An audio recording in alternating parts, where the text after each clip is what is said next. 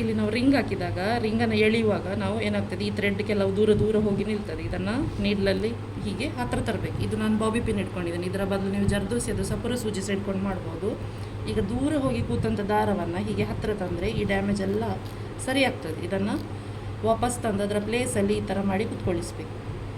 ಈ ಥರ ಕೆಳಗಿಂದ ಬೇಕಿರೋ ಒಂದು ಬೆರಳು ಸಪೋರ್ಟ್ ಕೊಟ್ಟುಕೊಂಡು ಈ ಥರ ಮಾಡಿ ಸ್ವಲ್ಪ ಇದು ಬೆಟರ್ ಕಾಣ್ತದೆ.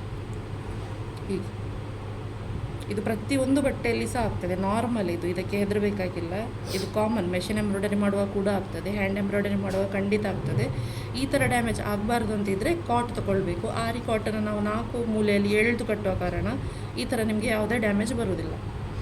ಸೊ ಡ್ಯಾಮೇಜ್ ಆಯಿತು ಅಂತಂದರೆ ಈ ಥರ ಸರಿ ಮಾಡ್ಕೊಳ್ಬೇಕು. ಮತ್ತು ಕೆಲವೊಂದು ಬ್ಲೌಸಲ್ಲಿ ಏನಾಗ್ತದೆ ಹೇಳಿದರೆ ಅದು ಕಟ್ಟಿಂಗಲ್ಲಿ ಹೋಗ್ತದೆ ಆ ಏರಿಯಾ. ಬಟ್ ಕೆಲವೊಂದು 40+ ಸೈಜಿನವ್ರು ಬಂದರೆ ಇದು ನಮಗೆ ಕಾಣಿಸ್ತದೆ. ಸೊ ಇದು ಕಾಣುವ ಹಾಗಿದ್ದರೆ ಖಂಡಿತ ಇದನ್ನು ಈ ಥರ ಕವರ್ ಮಾಡ್ಕೊಳ್ಬೇಕು. ಈ ದಾರವನ್ನೆಲ್ಲ ದೂರ ಆದದನ್ನು ಹತ್ತಿರ ತಂದುಕೊಳ್ಬೇಕು. ಹೀಗೆ